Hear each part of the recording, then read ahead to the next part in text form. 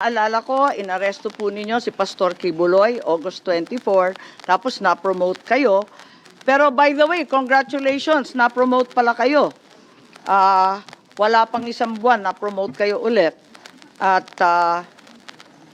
napunta kayo sa CIDG 2024, di po ba? Isang buwan after the Kibuloy arrest, tama po ba? Yes, ma'am.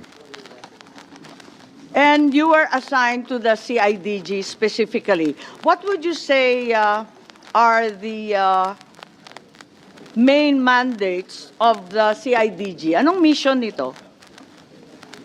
We're the lead investigating unit of the PNP on matters delving on major crimes and those involving economic sabotage and other sensational cases that may be assigned by the Chief of the Philippine National Police.